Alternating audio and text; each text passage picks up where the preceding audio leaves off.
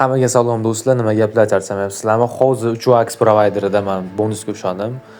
Depozitim, stavkam katta emas, 1,5 million so'm depozit bo'lgandi, 5 ming so'mdan stavka. Ko'ramiz bonuskada zanos bormi, yo'qmi. Hozircha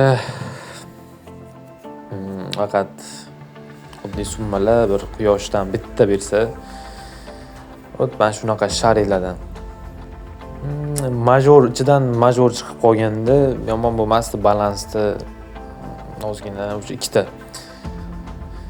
ko'tarib olardik. Kam bunaqa holat 5 mingga ham tushishi qiyin, buni biladi. Tilim ham aylanib ketib qoldi.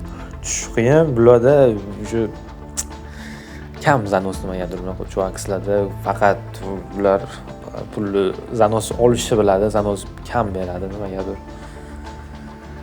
Ko'ramiz oxirigacha. Spinlar o'sha oxirgi spin. Hop. Yo, tushmadi. Mini. Yana bitta mini. Agar mana shu uchala kattaga to'lganda grant bo'lardi, 25 million so'm. Lekin men ko'rmaganman kimdir grant ushlaganini, yo 10 million, 5 million so'mli ham grantni ko'rmaganman bu shu aksda bilet. O'sha 320 ming pul berdi, men bilet 500 ming, 1,5 million puldan 320 mingni qaytardi.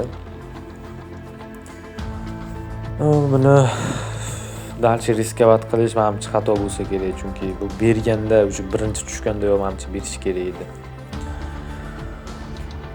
Xo'p bo'ldi, men shu bilan o'yinni to'xtataman. Charchamanglar, kanalga obuna bo'linglar, like bosinglar.